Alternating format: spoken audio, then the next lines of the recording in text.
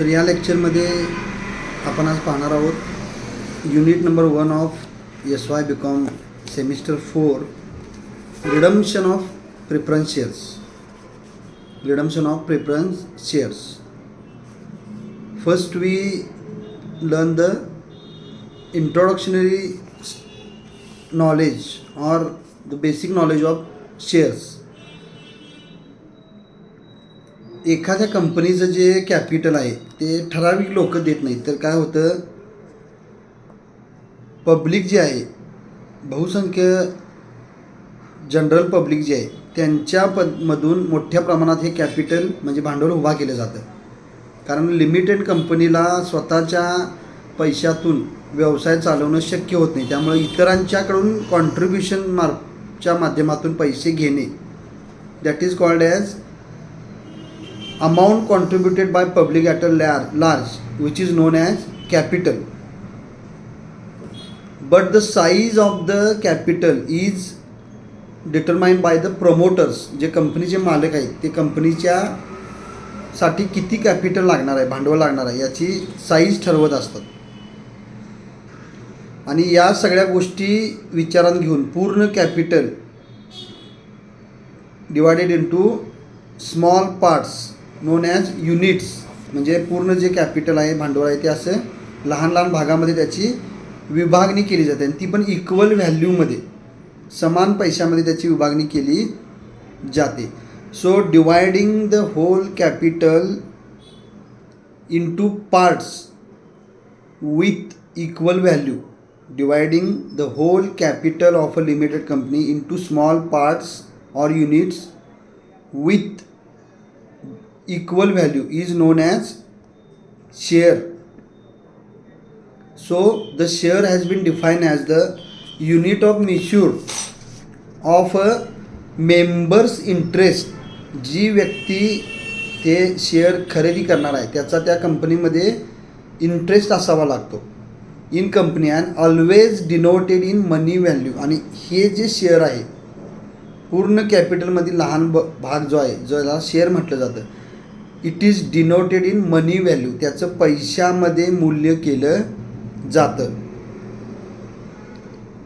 As per the companies act, the share means the contribution or share in the share capital of a company. समजा कंपनीचं 1,00,000 रुपयाचं भांडवल आहे, म्हणजे capital आहे, तर त्याची विभागणी इक्वल व्हॅल्यूमध्ये लहान लहान पार्टमध्ये करायची आहे. तर कसं होणार, 10 रुपयेचा एक शेअर, असे 10,000 शेअर्स, 10 रुपयाला एक शेअर घेतला प्रत्येक शेअर होल्डरनं, असे 10,000 शेअर्स कंपनीने डिस्ट्रीब्यूट केले आणि टोटल कॅपिटल अमाऊंट किती झाली, 1,00,000. So the company may have capital of ₹1,00,000 divided into 10,000 units और शेअर्स ऑफ ₹10 ईच. 10,000 शेअर्स, 10 रुपयेप्रमाणे एक, असे एकूण शेअर्स विक्रीला काढले आणि त्याच्यातून जे पैसे जमा झाले त्याला कॅपिटल असं म्हटलं जातं. The company sell these shares to the public, not to few peoples or some peoples, and raises its capital. Hence the capital of the company is called as share capital. म्हणून कॅपिटलला, भांडवला काय म्हटलं जातं, share capital असं म्हटलं जातं. आता हे शेअरची विभागणी करायची आहे, पब्लिकमध्ये ते विकायचे आहेत आणि पैसे जमा करायचे आहेत, तर त्याची विभागणी कशी करायची, तर मेन प्रकार आहेत ते 2 प्रकार आहेत. The capital of a company may consist of 2 types. First is a equity share capital, second is a preference share capital. So total share capital divided in 2 main parts, equity share capital and preference share capital. Our topic of the study is redemption of preference share. So all focus is on preference shares only. The preference shareholders have priority over the equity shareholders. So that's why these shares are called as preference shares. Preference म्हणजे priority, प्राधान्य, equity share होल्डरांच्या पेक्षा काही बाबतीत preference share होल्डर्सना प्राधान्य दिलं जातं.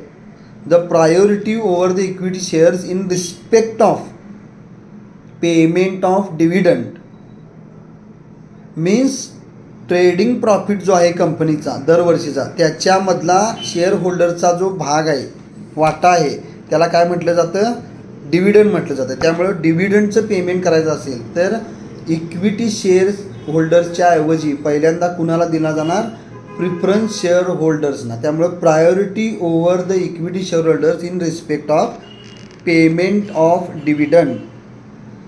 Dividend means the share in the trading profit of each year of the company. प्रत्येक वर्षी कंपनीला जो ट्रेडिंग व्यवसायातून होणारा नफा आहे, ट्रेड मीन्स बिझनेस, त्याच्यातील प्रिफरन्स शेअर होल्डरचा भाग वाटा म्हणजे डिव्हिडंड. आणि payment of dividend is while giving priority, first priority is given to the preference share holders and second to the equity share holders.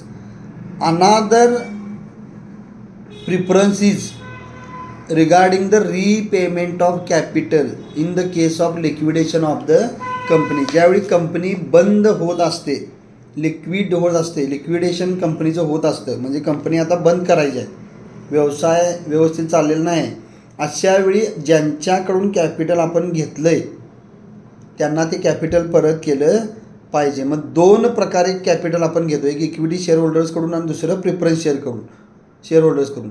मग ज्यावेळी कंपनी लिक्विडेशनमध्ये जाते म्हणजे बंद होण्याच्या स्थितीत जाते त्यावेळी रीपेमेंट ऑफ कॅपिटल करताना इक्विटी शेअर होल्डर्सऐवजी प्रिफरन्स शेअर होल्डर्सना पहिला प्राधान्य दिलं पाहिजे.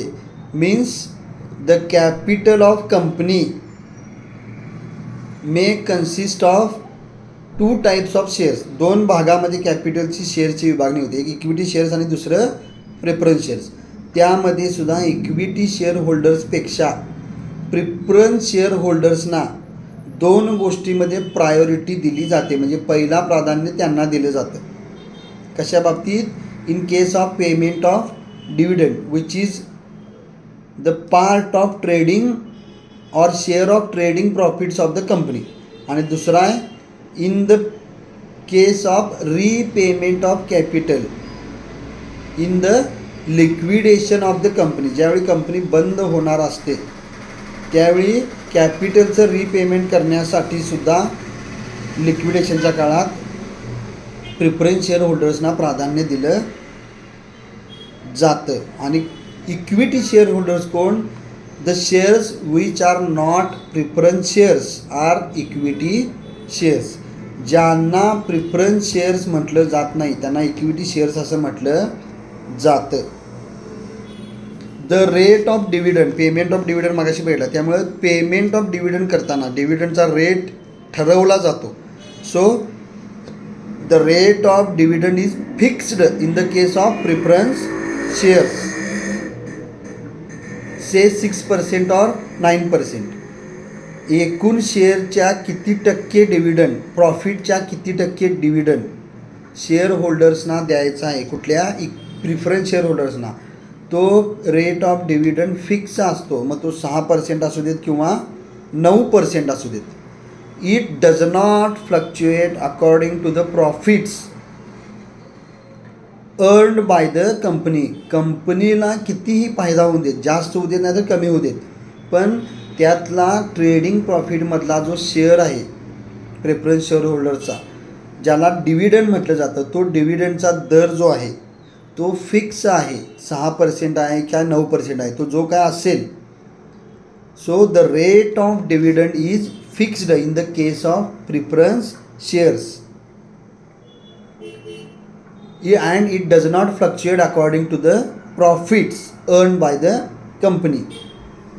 For example, 6% preference shares means dividend will be paid to the preference shares at the rate of 6% per annum, PA per annum. So the 6% preference shares means The dividend will be paid to the preference shares at the rate of 6% per annum on their paid up capital. Paid up capital. Paid up कॅपिटलवर 6% दरानं त्यांना dividend मिळेल per annum, वार्षिक 6%, त्रैमासिक, मासिक, 6 महिने, 4 महिने असं नाही. सो 6% प्रेफरन्स शेअर्स म्हणजे काय,